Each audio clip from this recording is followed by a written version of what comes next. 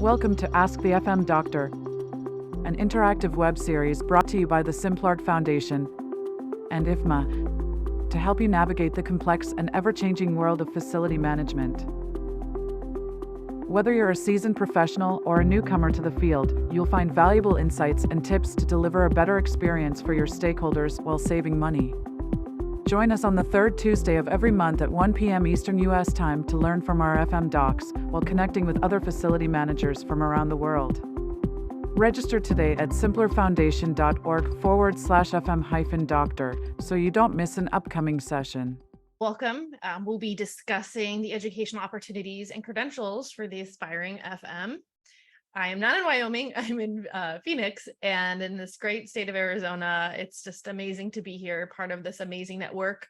I do have ties to the university, but I've had a lot of experience over the years in coaching people through their journeys in facilities management and specifically in professional development as it relates to the built environment.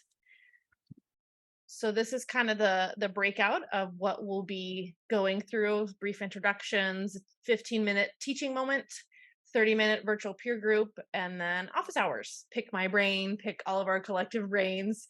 We're here to help you and answer your questions. No, absolutely. The Simplard Foundation, again, our goal is to interact with the industry in terms of research, in terms of best practices. And again, we're thankful to the foundation to sponsoring this and to facilitating this event. And yeah, if you do have questions, certainly reach out. But Kristen, why don't you dive straight on in, and we're good to go. Thanks. Great. So I think most of you have your Zoom name here figured out, it looks like. So thank you. That way we can address you when you have your questions and we know you're real people.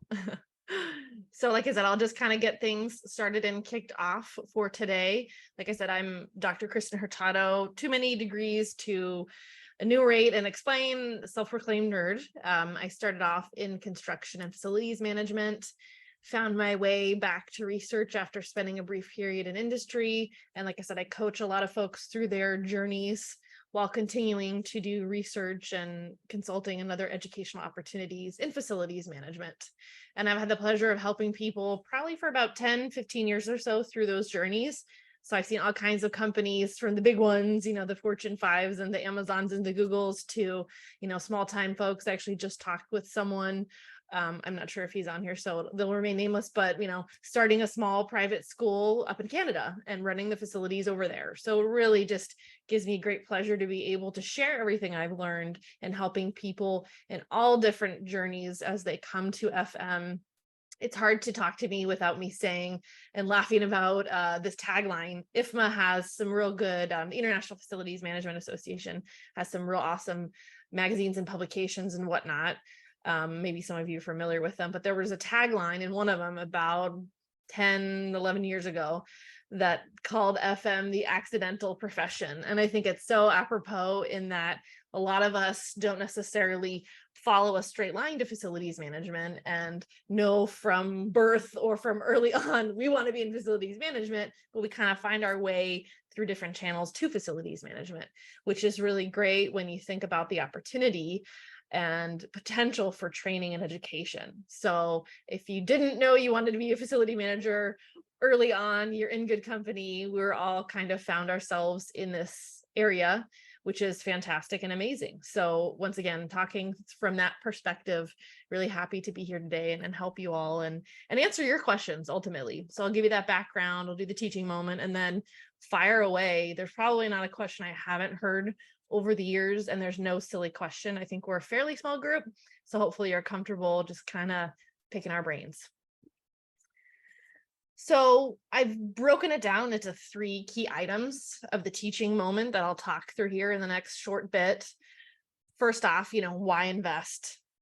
What most people, probably you all realize on today's call, but people you have to talk to convince them to invest in you or to give you that time or money, is that training and education is an investment. It's a worthy investment and it's great, but oftentimes when we don't look at training and education as an investment, we're not giving it the appropriate sort of lens for understanding what it means, what we're signing up for, what are the choices. So once again, coming from that perspective. Secondly, I'll talk about the different options. lots of options. That's the good news, but sometimes it can be overwhelming for folks who don't know where to start. What is even out there? And then lastly, how do you go about figuring out what is best for you? So I'll be talking through that. So first off, why invest? Again, we all know training takes time and money. So we need to talk about training and education as an investment. And it has a very worthy ROI, which I'll talk about here in a bit. So the question is, if your company won't invest in you, will you invest in yourself? Some of you on this call may not have even considered that. Maybe your company is willing to invest in you in some way, shape, or form. It may not be that they want to pay for all of your training and give you time off from your normal job, but could they give you a reprieve every once in a while? Could they maybe reimburse you once you successfully pass a class or something to that effect? Those are the kinds of things to be considering and thinking about. And some of the information in this presentation, and if you contact me directly, I can give you to serve as that justification why they should invest in you. Maybe you've just never asked the question. I've had folks approach me and say, oh, I don't know, would they? They probably wouldn't reimburse me. Well, ask. Why not ask? You don't lose anything asking. Last point I want to make on the investment piece is, when we think about facilities management, it hasn't really come into focus in terms of a formal training program and career path. For probably the last 10, 15 years, we saw it really emerge. Before that, as we all kind of know, it was kind of this thing. It was out there. People have jobs in facilities management, but there weren't folks necessarily getting trained in the industry best practices. So now is a great time to invest because you can have those industry best practices and training that are going to be, once again, worthy of the investment. Most of you today, I'd venture to say, once again, are probably looking at training, probably looking at investing in yourself. So why? There's lots of reasons why. It's important to discuss these because, once again, there's benefits there. I see someone raise their hand. Is it okay if I address questions as we go, or should we wait until the end, Jake? Either way, why don't we wait till the end, Okay. Dean, if that works for you, and then we'll kind of gather them all together. Does that work for you, Dean? Okay, wonderful. awesome. Thank you. So once again, there's probably 1, 2, maybe even 3 reasons on the screen I'm sharing right now that you probably have in your mind. General professional development, recognition. Maybe you have the knowledge, you don't have the recognition, or maybe you're looking for the knowledge. Maybe you're looking to take that next step in terms of job responsibilities or change a job entirely, come to facilities management from another area, finance, business, a different background, construction. Maybe you want to better situate yourself for a raise, or maybe where you're looking to go is saying, no, you need this formal training or whatever that might be. So those are all valid reasons. I've highlighted the top ones there, but in general, people come and look for training for a variety of different reasons. Usually there's multiple reasons. So lots of reasons to invest. Here are some amazing numbers. And so these are from a recent IFMA study.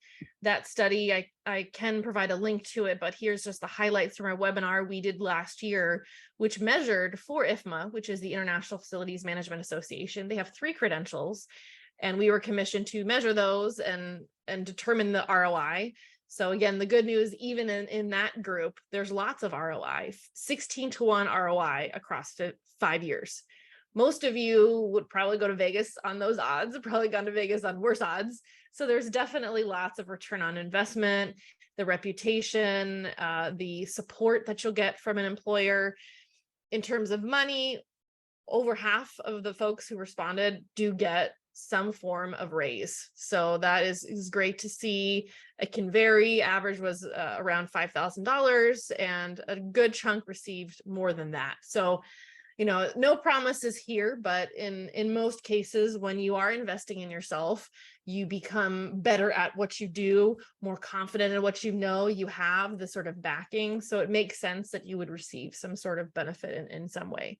There's a study going on right now that's looking to measure this from the company perspective. So this was just individual people, what's in it for them, but there's benefits to your company to invest in you, which is also being measured. And like I said, feel free to reach out and contact me. I have a survey going now about that too for IFMA and non-IFMA members.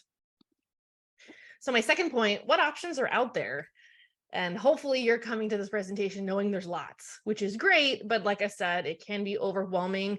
In any profession, there's going to be variety. When we look at finance, when we look at law, when we look at engineering, there's all kinds of options out there. So it's not necessarily which one is mine, which one is right for me. It's more of, okay, where I'm at right now, what is good for the next step for me? It is about you, but it isn't necessarily trying to pick that silver bullet. That silver bullet in any profession doesn't exist in terms of training. I kind of boil it down to these 4 or 5 areas when I think about explaining what's out there in terms of training in FM: credentials, degrees, certificates, classes. And then of course there's folks that come up with all kinds of new names, micro learning, and there's all kinds of buzzwords out there. But in my mind, when I coach people through this to try to explain it to them, I really kind of try to boil it down to like 3 to 4 main items. And again, this is how I sort of put everything into focus. So the first one, credentials, what I've seen in terms of options, most all are tied to a professional association or a group. A group will have a body of knowledge or an industry standard that they've developed and published, and have some sort of backing and strength upon that across many years.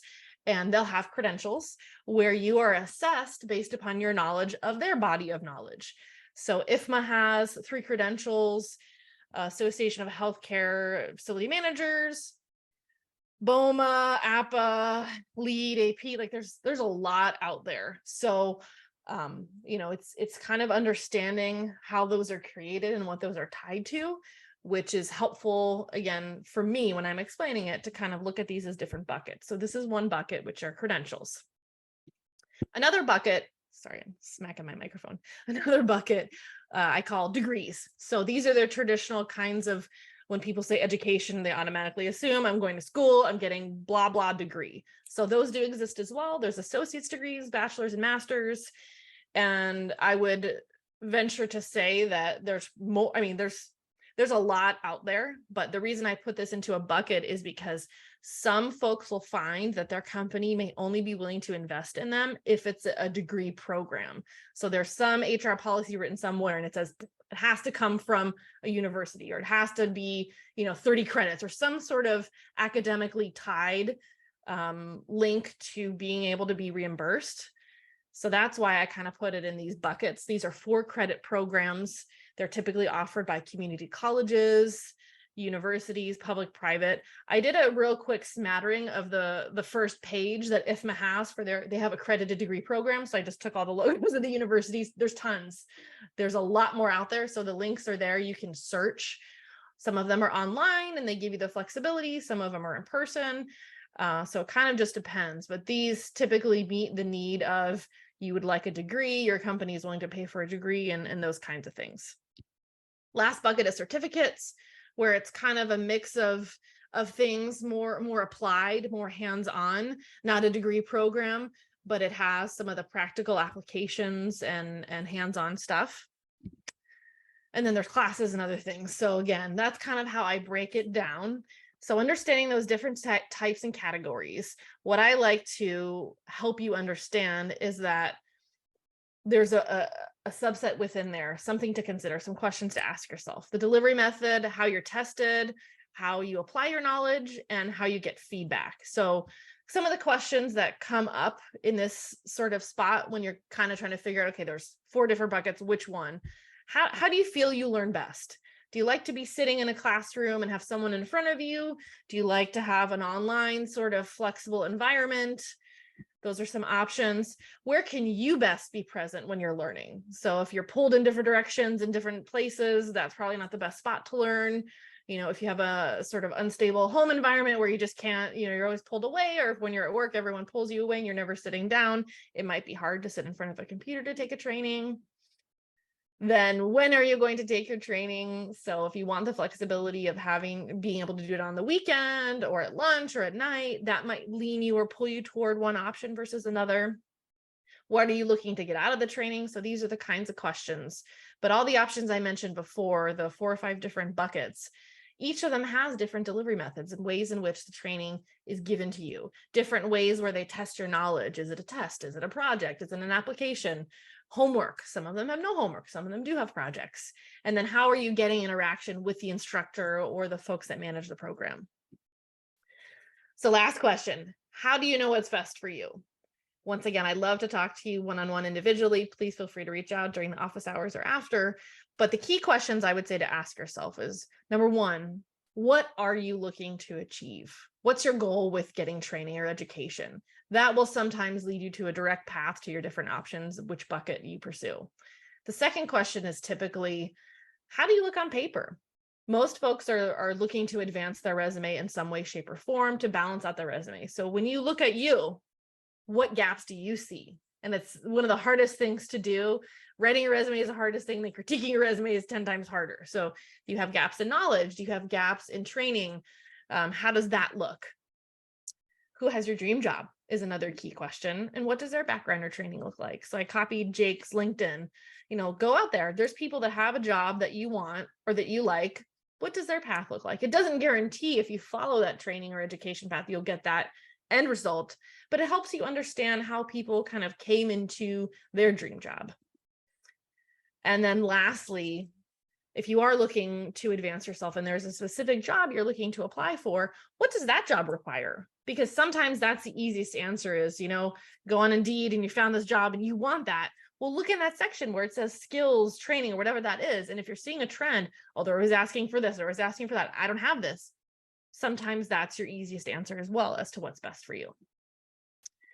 So again, key takeaways here, really investing in yourself, which I think I'm preaching to the choir here. Most of you probably want to do that, are going to do that anyways, but in case you're not certain, I can give you lots of handouts that justify the return on investment, either for you to pay for it yourself or to convince your company.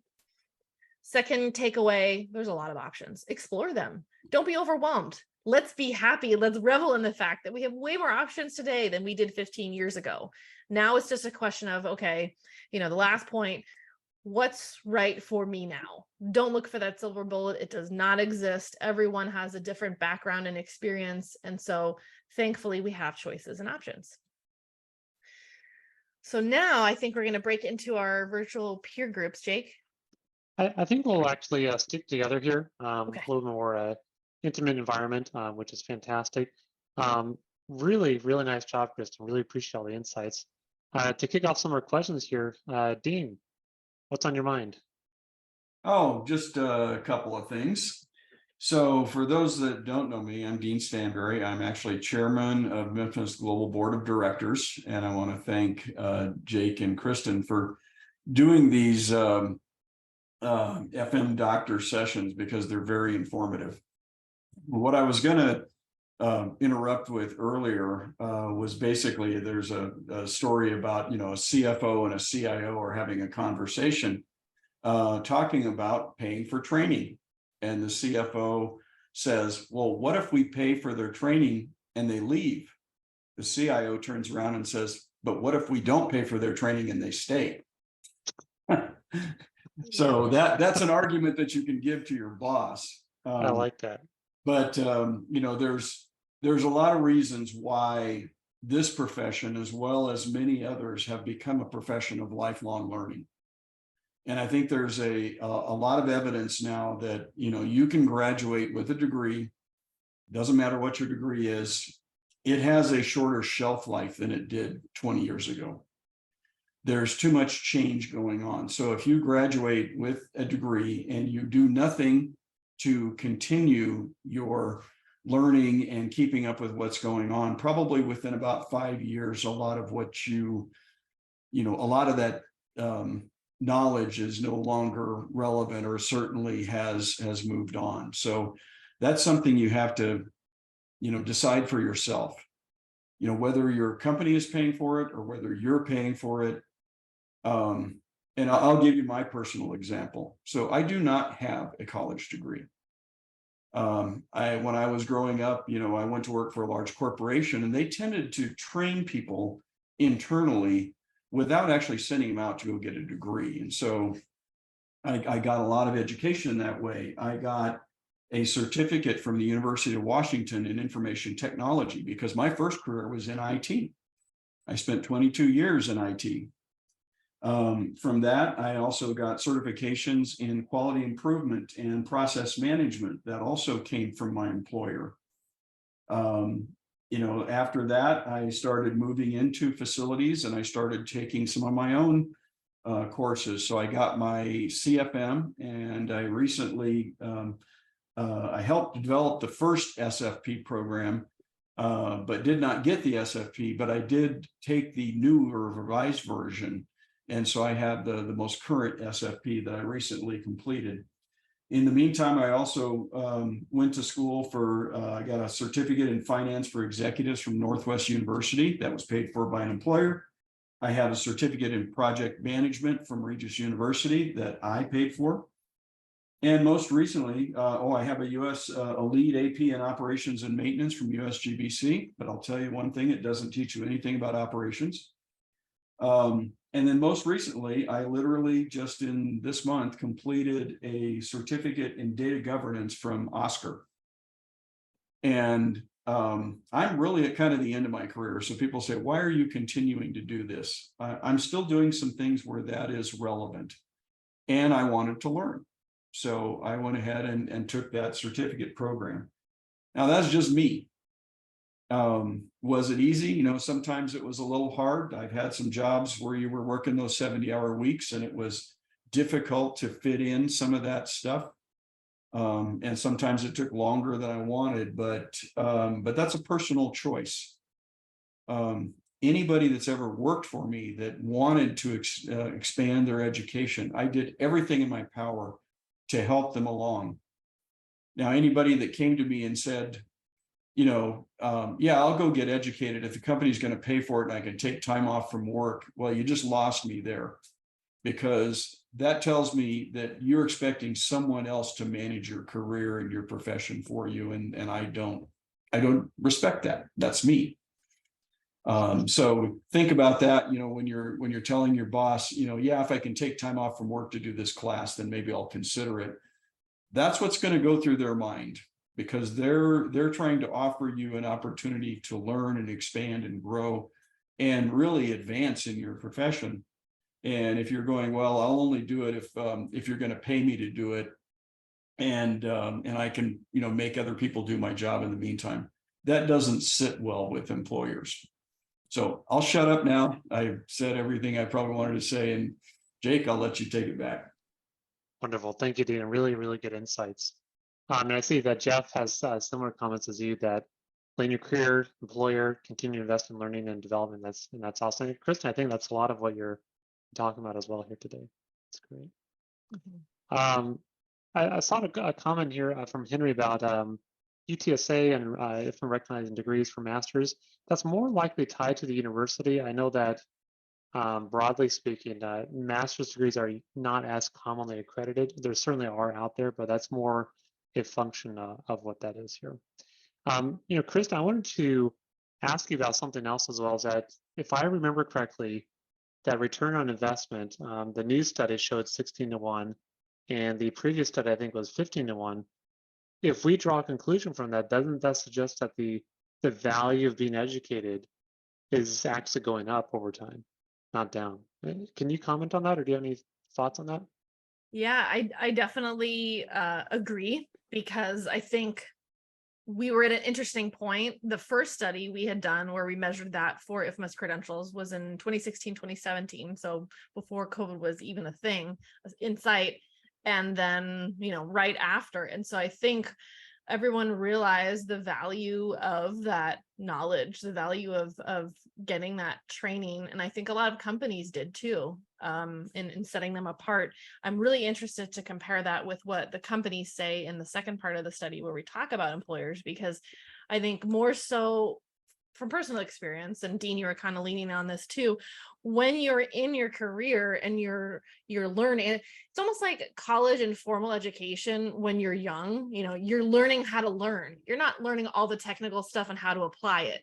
When you're working and learning, it's kind of a magical thing. You're applying it, you're using it, your brain, there's like an actual psychological thing to this. It's called schema, and your brain creates these synapses, and it has to assimilate and accommodate what it already knows with the new stuff. And when it matches, it's magical.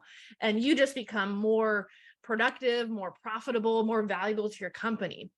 So I think while the individual ROI increased, I think the company level ROI is just going to be out of this world. And I think they're going to understate it, right? Because they're going to be like, we knew as companies how to do things. We don't need our people. It's like, no, the good companies know, like you said, Dean, they need to invest in their people. They don't want people to, you know, have a free hall pass and say, I'm not going to work for the next 6 months while I study to get my credential. But the real value is now that person is that much more productive, understands the industry best practices, and is doing better for their company. So I think we'll see gains in both. So yeah. Great, thank you. There Other was questions? another comment made by Richard Branson, Virgin Companies, right? And he's basically said, you know, train your people well enough so that they can leave, treat them well enough so they want to stay. There we go. Yeah. I So like that's that. the employer side of the equation. You also have to treat people right. Otherwise, they will take those skills and apply them, you know, with your competitors. True. Yeah, that's a great one. Other questions or comments?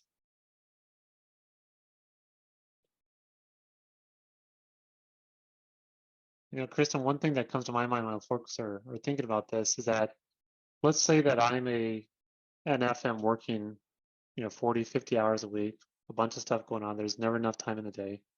But we also know that education is important, right? Can you talk to us about how we find that right balance of getting educated while also maintaining life? And maybe also, how do you actually pick a program, knowing the fact that as FMs, we tend to work a bunch? Any thoughts on that? Yeah, I think training is and education is one of those things where you don't really, you think you have it until you realize you don't. And by the time you realize it's too late. So it's like diet and exercise. It's like that slow little path. But I think the bottom line is, you know, the key questions, all things considered, you know, what am I trying to achieve? How do I look like on paper? Most of the conversations I have with folks when they're trying to pick, when I get down to those two questions, they really pause and go, okay, I do need to think about this, because like it or not, even if you have the best employer, you're kind of looking, right? So where is that next step for you in terms of your career? If it's within the next 2 to 3 years, you got to hunker down and do your training and education. If it's 5 years, you could maybe take a slower approach. So what I always recommend is set a small, realistic, achievable goal and achieve it. School, training, education, all that just sounds overwhelming. I try not to even use the word training. In fact, I wanted to like draw an X over it in this video and be like, no training. It's like a bad word to some people. It always means like a +1, extra. But what it really should be is, you know, making myself better, helping myself to improve, continuous improvement. Everyone loves lean. I vouch for, we calling it continuous improvement. And so what you do in lean, you set those achievable goals. So I say, pick a class, any class, whatever program, as long as it's not a degree, you have a lot of flexibility. You know, a lot of the degrees when you sign up, you know, there's all the fees and stuff, which is cool if your company's paying for it. But if they're not, and you have to do that, it's tricky. So pick a small class. Try to say, okay, I'm going to finish this class, even if it's an online free one, whatever that might be. Set a little achievable goal and see if you can stick to it. Then once you realize how to integrate training and continuous improvement into your daily life, take on another class or take 2 classes or gradually increase it, because we all have a lot going on personally and professionally in our own worlds. So until you bring something new in slowly, you don't know how that's going to mix. Once you do figure it out and bring it in, there's definite strategies. I mean, there's 3 things I always tell people to do once they sign up for that class. The first one is talk to your spouse about it or talk to your employer about it. Don't like do it in the dark and secret, you know, just the fact for most employers, and I don't know, maybe Dean, you can speak to this, but most employers would probably feel good knowing that you're trying to become better. They don't think you're perfect. No one thinks anyone's perfect. Like there's always room for improvement, continuous improvement. So talk about it, make it social, help your family or a significant other understand that, and then put it on your calendar. Just put that sucker on there somewhere. At lunch on Wednesdays from 12 to 1, whatever. Just do a little, we live and die by our calendars, most of us. Do a little slot in our calendar somewhere, even if it's on the weekend. Wake up early, go to bed late, whatever that is, just put it on your darn calendar. And then, I mean, see it through to completion is number 3, which is kind of implied. Even if it's free, finish it and then see how you feel. Can you take on the associates? Can you take on the bachelor's? Can you take on the lead AP or whatever it is? But start small, do a little tiny class and see how it feels. That would be my biggest recommendation. I think I saw some comments come in through while I was talking. Yeah, we got a question from Oscar about what about a degree in business admin followed by a CFM or an FMP? You know, is that a good path to follow? I'll say that from the salary survey we did a couple of years ago, about 15 to 20% of probably about 3,000 people, that's kind of the path they went. There's another larger group of people that typically had an engineering background and moved into the FM. Kristen, you have thoughts about that, about transitioning through different degrees and ending up in FM, and what we should think about that? I think it depends on, Oscar, like where you're at right now, and you don't have to speak, we can talk offline, because everyone has their own path. So some people may have a degree in something else and it may be well, good and valid. Others may not, but the path they're headed in, they don't really need to have one. So I think it kind of depends on where you're coming from and where you want to go and how that could work. But I do think picking something small and starting small and kind of eating away at it is a good approach. I know that's like a cheap answer, but I just can't like blanket statement like that is good. I mean, I like how you pointed out what people do generally, Jake, but you know, it really kind of just, it depends on your background and where you want to go. Thank you for joining us for today's session of Ask the FM Doctor. Be sure to mark your calendars now and join our next webinar at 12 p.m. Central Time on the third Tuesday of the month. We look forward to seeing you again.